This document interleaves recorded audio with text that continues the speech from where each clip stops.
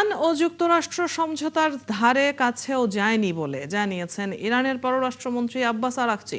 অন্যদিকে ইরানের রাষ্ট্রীয় গণমাধ্যম সমঝোতা স্মারকের বিস্তারিত তথ্য ফাঁস হওয়ায় নিন্দা জানিয়ে এগুলোকে ভুয়া খবর বলে দাবি করেছেন মার্কিন প্রেসিডেন্ট ডোনাল্ড ট্রাম্প। একই দিন সংযুক্ত আরব আমিরাত ইরানের জব্দ হওয়া সম্পদ ফিরিয়ে দিচ্ছে বলে যে খবর প্রচারিত হয়েছে সেটিকে গুজব বলে উড়িয়ে দিয়েছে আবুধাবি। সৃষ্টি ঘটকের রিপোর্ট। ইরান ও যুক্তরাষ্ট্রের মধ্যে সমঝোতা স্মারক ও শান্তি চুক্তি নিয়ে ধোঁয়াশা বেড়েই চলেছে। দেশ দুটি চুক্তির খুব কাছাকাছি আছে এবং চূড়ান্ত সমঝোতা চলছে বলে শুক্রবার মধ্যস্থতাকারী দেশ পাকিস্তানের প্রধানমন্ত্রী শেহবাজ শরীফ দাবি করার পর কিছুটা আশার আলো দেখা গিয়েছিল। কিন্তু সে আশায় পানি ঢেলে দিয়ে ইরানের পররাষ্ট্রমন্ত্রী আব্বাস আরাকচি জানান, সমঝোতার ধারের কাছেও পৌঁছায়নি তারা। আমাদের অবস্থান একেবারেই স্পষ্ট। যদি আমরা শক্তি ও চাপের কাছে নতি স্বীকার করতে চাইতাম তাহলে অনেক আগেই তা করতাম। আপনারা যদি সমঝোতার দিকে এগোতে চান তাহলে বক্তব্য ও ভাষার ধরন পরিবর্তন করতে হবে। আর যদি হুমকি, চাপ ও যুদ্ধের পথ বেছে নিতে চান তাহলে জেনে রাখুন আমরা তার জন্য প্রস্তুত। অন্যদিকে ইরানের রাষ্ট্রীয় গণমাধ্যমে সম্প্রতি যে প্রস্তাব নিয়ে আলোচনা চলছে সেটির তথ্য ফাঁস হওয়ায় চটেছেন ট্রাম্প। ইরানের গণমাধ্যমে ভুয়া তথ্য প্রচার করা হচ্ছে বলে অভিযোগ তুলেছেন তিনি।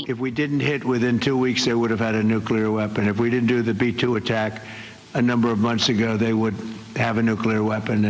তবে ইরানের জব্দকৃত $24 বিলিয়ন সম্পদ মুক্ত করার বিষয়ে সম্মতি দিয়েছেন তিনি।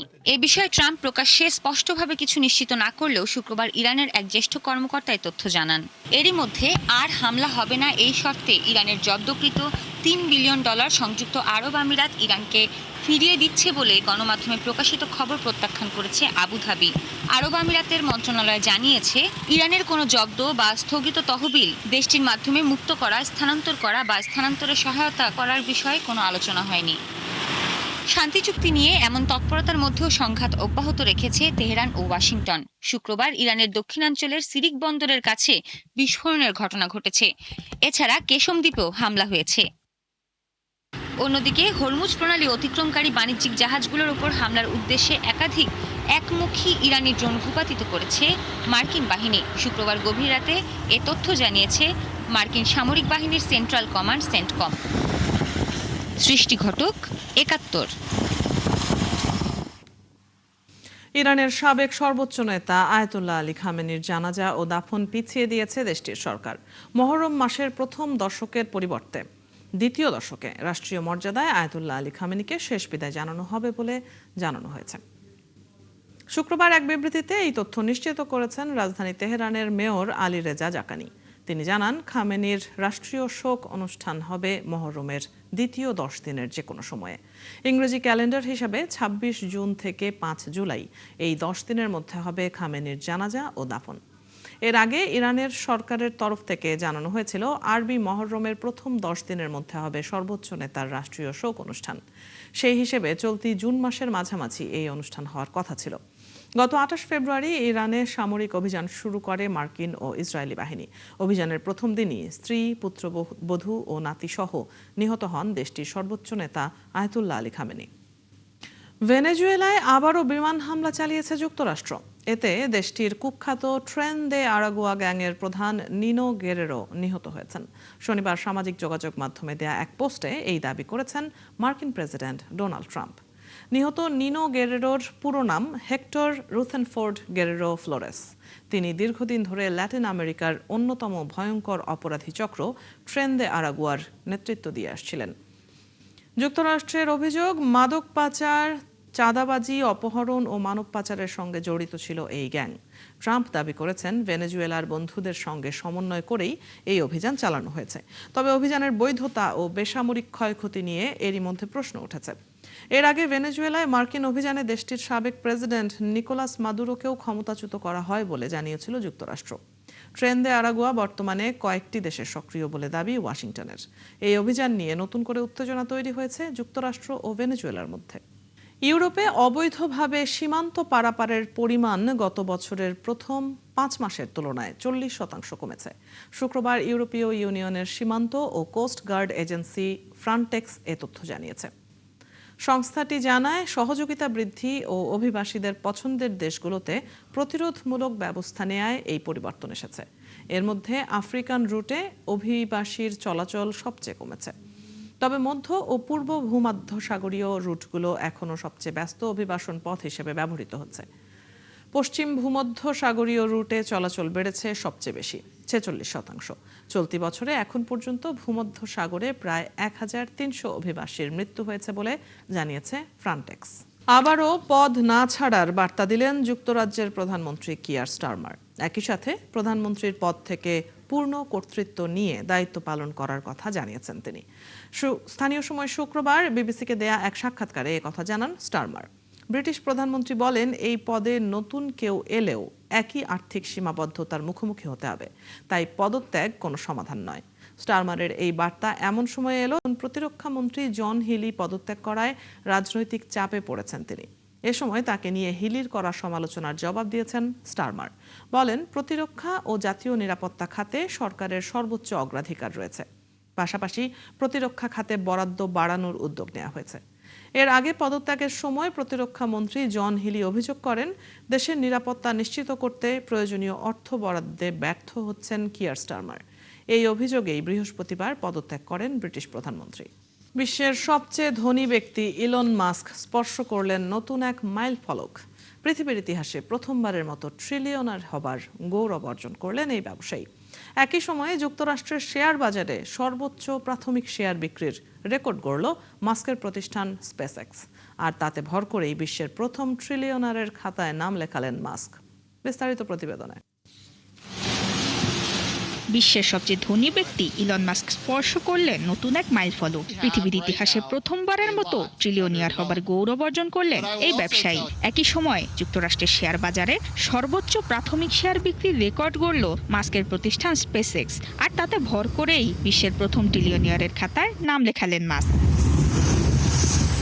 এখনো কোনো মুনাফা অর্জন করতে না পারলেও মাস্কের জনপ্রিয়তায় ভর করে শুক্রবার যুক্তরাষ্ট্রের নাসডাকে তালিকাভুক্ত হবার আগেই আর্থিক প্রতিষ্ঠানগুলো থেকে $75 বিলিয়ন সংগ্রহ করেছে স্পেসএক্স। মার্কিন সিকিউরিটিজ অ্যান্ড এক্সচেঞ্জ কমিশনে দাখিল করা এক নথিতে মহাকাশ গবেষণা ও কৃত্রিম বুদ্ধিমত্তা প্রতিষ্ঠানটির কর্তৃপক্ষ জানিয়েছে, প্রতিটি $125 দরে 56 কোটি শেয়ার বিক্রি করেছে তারা। বাজারে যে পরিমাণ শেয়ার ছাড়ার ঘোষণা দেওয়া হয়েছিল তার চেয়ে 4 গুণ বেশি চাহিদা তৈরি হয়েছে। তালিকাভুক্তির পর প্রতিষ্ঠানটির বাজার মূল্য দাঁড়িয়েছে $1.8 ট্রিলিয়ন, যার ফলে বিশ্বের শীর্ষ 10টি প্রতিষ্ঠানের তালিকায় জায়গা করে নিয়েছে স্পেসএক্স। ওয়াশিংটন পোস্টের তথ্য বলছে, স্পেসএক্স ও টেসলায় মাস্কের অধিভুক্ত শেয়ারের যৌথ মূল্য দাঁড়িয়েছে $1.1 ট্রিলিয়ন বা $1,10,000 কোটি বেশি। স্পেসএক্সের প্রায় অর্ধেক শেয়ারের মালিক মাস্ক। তবে এর মধ্যে এমন কিছু শেয়ারও রয়েছে যা তিনি ভবিষ্যতে অর্জন করতে পারেন। তবে সেজন্য মহাকাশে কম্পিউটার তথ্যকেন্দ্র পাঠানো এবং মঙ্গল গ্রহে মানব বসতি গড়ে তোলার মতো লক্ষ্য পূরণ করতে হবে তাকে। সবশেষ তথ্য বলছে, স্পেসএক্সে মাস্কের ওই শেয়ারগুলোর মূল্য প্রায় $867 বিলিয়ন। অন্যদিকে গাড়ি নির্মাতা প্রতিষ্ঠান টেসলার বড় অংশ মাস্কের মালিকানাধীন। শুক্রবার থেকে শেয়ার বাজারে স্বাধীনভাবে স্পেসএক্সের শেয়ার বেচাকেনা করছেন সাধারণ বিনিয়োগকারীরা। তবে চাহিদার কারণে যদি প্রতিষ্ঠানটির প্রতিটি শেয়ারের দর $140 উঠে যায়, তবে মঙ্গল গ্রহের উপনিবেশ এবং মহাকাশভিত্তিক তথ্যকেন্দ্রের সঙ্গে যুক্ত অতিরিক্ত শেয়ারগুলো হিসাবের বাইরে রাখলেও মাস্ক কাগজে কলমে একজন ট্রিলিয়নিয়ার হয়ে যাবেন। নুসরাত মৌমি, 71। মেক্সিকোর তিজুয়ানায় ইরানের বিশ্বকাপ প্রশিক্ষণ কেন্দ্রের কাছে একটি গাড়ি থেকে একজনের মরদেহ উদ্ধার করা হয়েছে। শুক্রবার একটি শপিং সেন্টারের পার্কিংয়ে কালো ব্যাগে মোড়ানো অবস্থায় মরদেহটি পাওয়া যায়। স্থানীয় পুলিশ জানায়, শপিং সেন্টারের পার্কিংয়ে রাখা টয়োটা RAV4 গাড়ি থেকে মরদেহটি উদ্ধার করা হয়।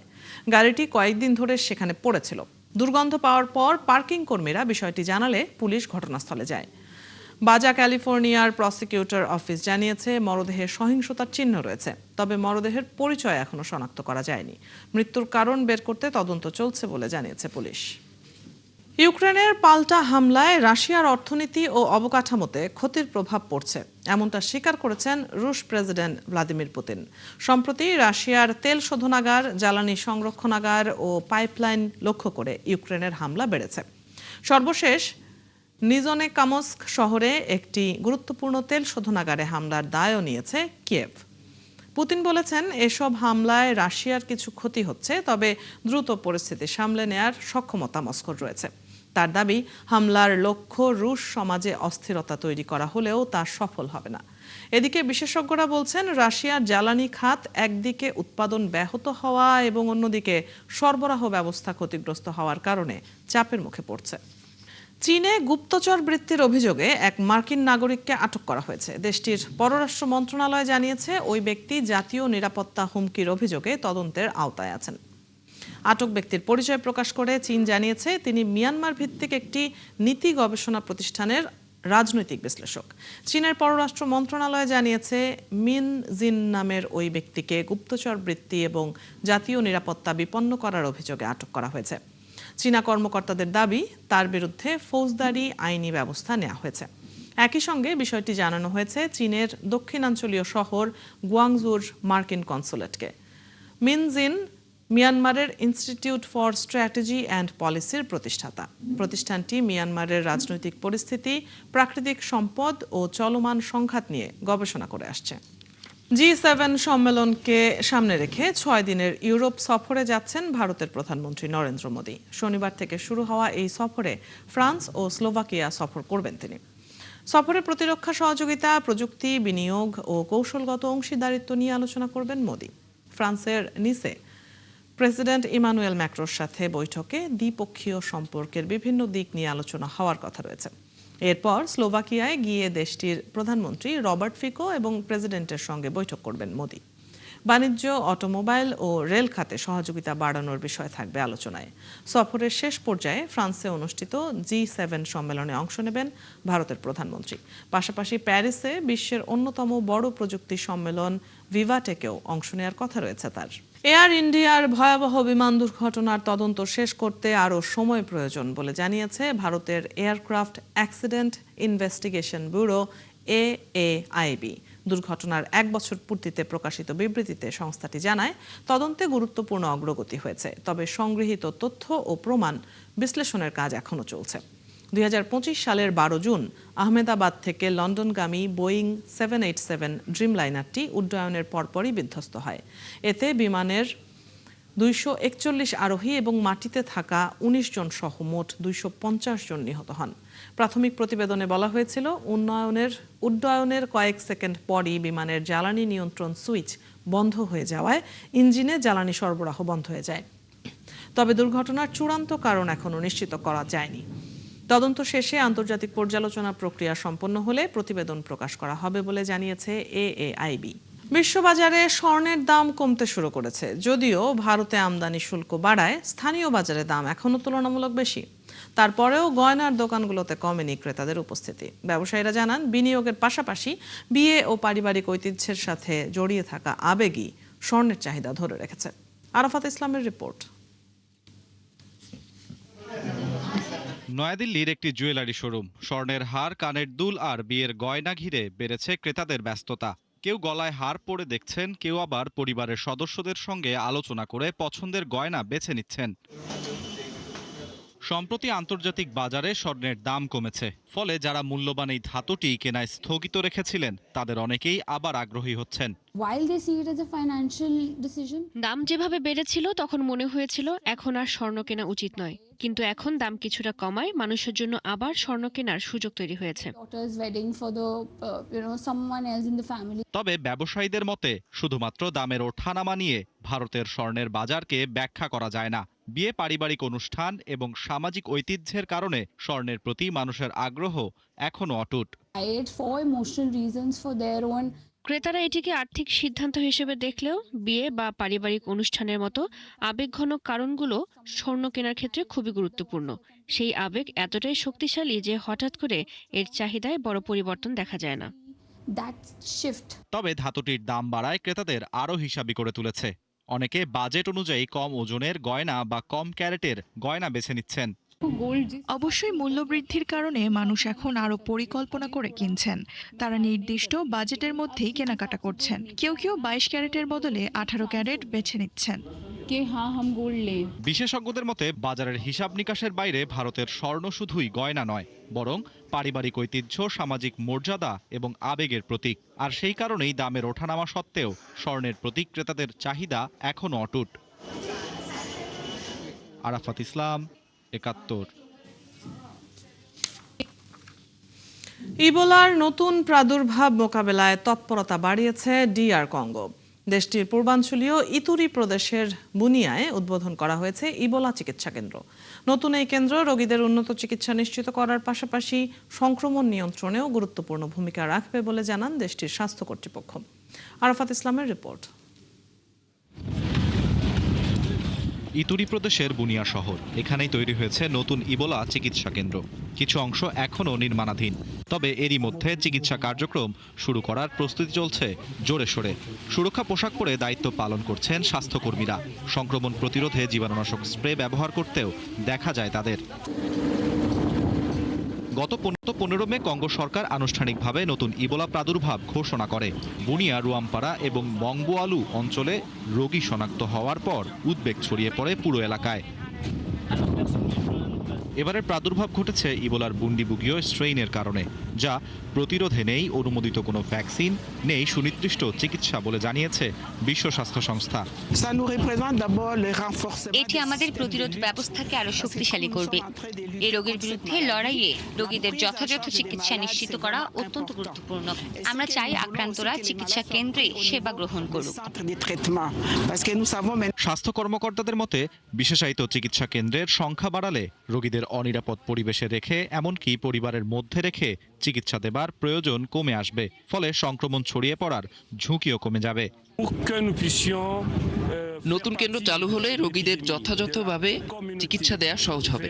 একই সঙ্গে তারা মানসম্মত নয় এমন প্রতিষ্ঠানে বা পরিবারের মধ্য থেকে চিকিৎসা নেওয়ার ঝুঁকি থেকেও মুক্ত থাকবে। সাম্প্রতিক কঙ্গোর সরকারি তথ্য মতে চলমান প্রাদুর্ভাবে এখন পর্যন্ত প্রায় 600 জনেরও বেশি সংক্রমিত হয়েছে। মৃত্যু হয়েছে অন্তত 115 জনের।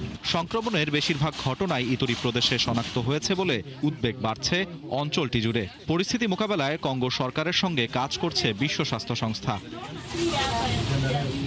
স্বাস্থ্য বিশেষজ্ঞরা বলছেন দ্রুত রোগী শনাক্তকরণ, আইসোলেশন এবং কার্যকর চিকিৎসা ব্যবস্থাই ইবোলার বিস্তার নিয়ন্ত্রণের সবচেয়ে গুরুত্বপূর্ণ উপায়।